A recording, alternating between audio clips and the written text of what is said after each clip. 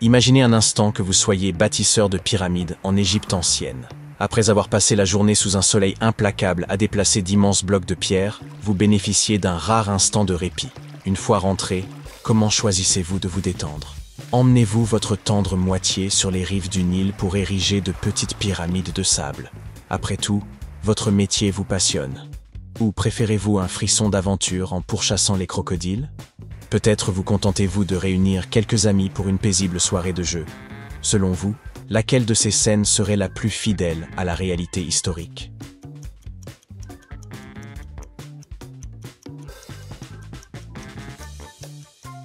Si vous étiez né en Égypte antique, vous auriez sans doute retrouvé votre foyer pour disputer une partie de Sénète, un passe-temps prisé dans tout le pays.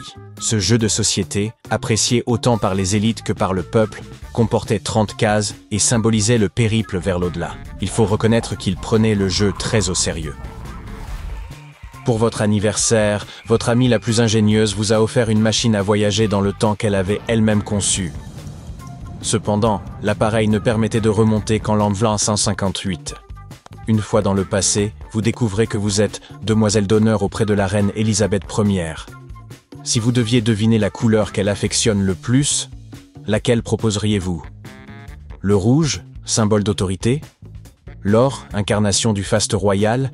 Ou bien le blanc, signe de pureté et d'innocence?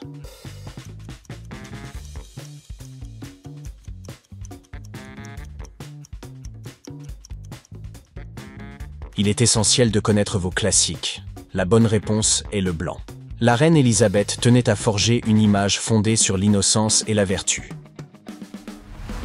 Vous êtes élève dans une réputée école londonienne de détectives, lorsque vous êtes confronté à une interrogation surprise. Le sujet? Un vol retentissant commis en 1963, lors duquel une bande organisée parvint à dévaliser un train de la Royal Mail. Une photographie vous est présentée, et l'on vous demande qui, parmi les suspects, collaborait secrètement avec les malfaiteurs.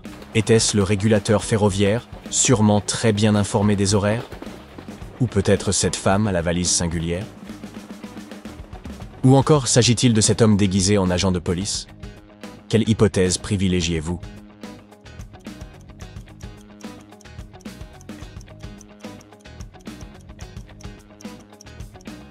Il n'est pas possible d'en avoir la certitude, mais tout porte à croire que le régulateur ferroviaire a joué un rôle central dans l'affaire. Son accès privilégié aux informations de la compagnie aurait fait de lui un complice stratégique dans l'organisation du vol. Vous vous trouvez en finale de « Qui veut gagner des milliards ?» à une question près de décrocher la victoire. Contrairement à ce que l'on pourrait croire, la tour de Pise n'a pas toujours penché. Ce n'est qu'au XIIe siècle qu'elle a commencé à s'incliner. Vous devez deviner ce qui en fut la cause. S'agissait-il d'un séisme particulièrement dévastateur?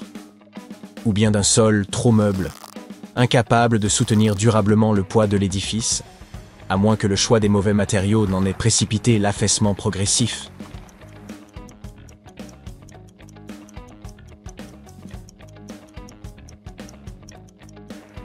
Si vous l'avez attribué à un terrain instable, vous avez vu juste. La tour, bien que conçue par les ingénieurs les plus compétents de l'époque, fut bâtie sur un sol marécageux, peu propice à une telle entreprise. Le résultat, vous le connaissez. Vous incarnez maintenant le peintre italien de renom, Léonard de Vinci, dont le talent est largement sollicité pour des portraits grassement rémunérés. Pour votre prochaine œuvre, vous cherchez un modèle d'exception. Qui choisirez-vous pour ce travail? Vous-même, bien sûr, puisque nul ne vous est plus familier? Ou peut-être opterez-vous pour l'épouse d'un riche marchand dont la beauté est sur toutes les lèvres? Ou bien un visage inconnu, dont vous ne révélerez jamais l'identité?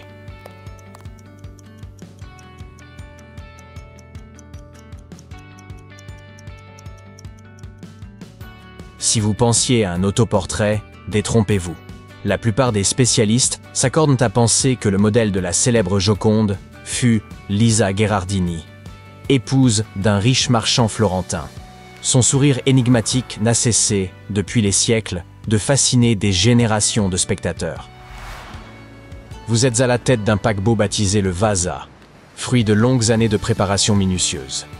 L'heure du voyage inaugural a sonné, et vous quittez enfin le port, confiant, prêt à dompter l'océan. Mais soudain, l'inquiétude vous saisit. Jetez un œil autour de vous. Qu'est-ce qui va précipiter votre navire par le fond en moins de 10 minutes? Une répartition déséquilibrée des charges à bord? L'irruption d'une tempête aussi soudaine que redoutable, avec ses vagues aussi hautes que le pont? Ou bien une collision imminente avec un autre vaisseau?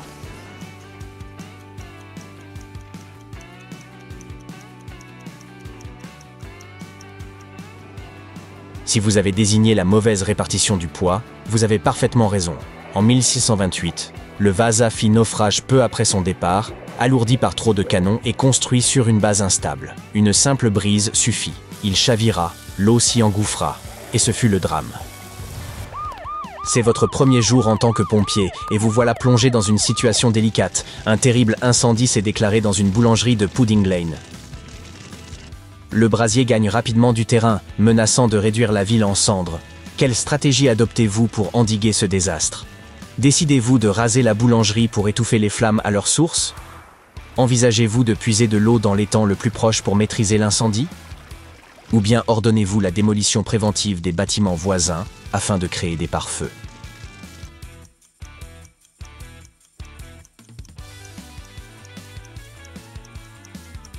Si vous avez opté pour la troisième solution, félicitations, vous avez vu juste. Aussi surprenant que cela puisse paraître, c'est précisément la méthode employée à l'époque. En rasant les bâtiments alentours, les autorités ont tenté de ralentir la progression du feu, offrant aux pompiers une chance d'endiguer l'incendie.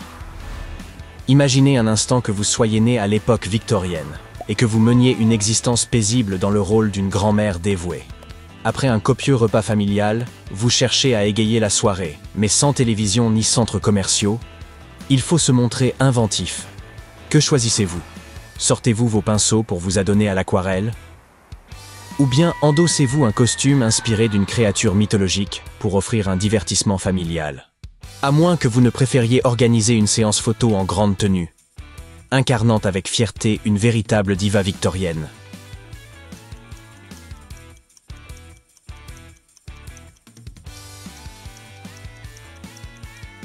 Si vous avez imaginé vous déguiser en créature mythologique, vous avez parfaitement deviné.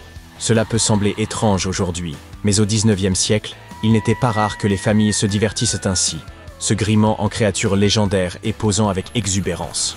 Ce type de mise en scène constituait alors le nec plus ultra des loisirs domestiques. Le grand jour est arrivé. Vous avez été recruté comme pâtissier pour assurer le service à bord du Titanic lors de sa traversée inaugurale. Tout semblait aller pour le mieux, lorsque soudain, un iceberg surgit et votre destin bascule. En tant qu'homme, vous devez trouver un moyen de survivre au naufrage. Envisagez-vous de vous faire passer pour une femme afin d'accéder à un canot de sauvetage? Ou sautez-vous à l'eau, espérant trouver refuge sur une embarcation retournée? Peut-être apercevez-vous des débris flottants et vous y agrippez-vous pour tenir jusqu'à l'arrivée des secours? Quelle a été votre décision?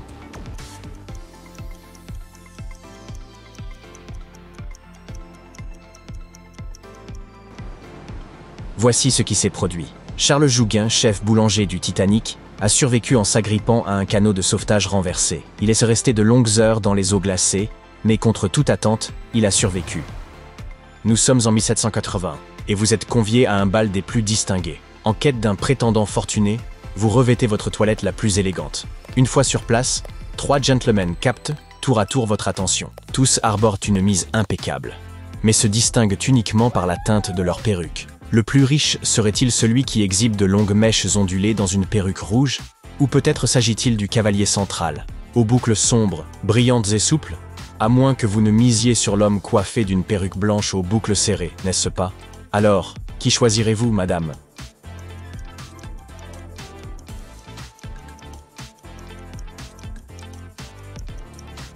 Pour deviner la réponse, encore faut-il connaître les usages de l'époque. Au XVIIIe siècle, la perruque indiquait le rang social et la richesse de celui qui la portait. Les perruques blanches étaient l'apanage de l'élite, associées au prestige et à l'opulence. C'est pourquoi l'on saupoudrait abondamment sa coiffure de poudre blanche. Voilà le secret.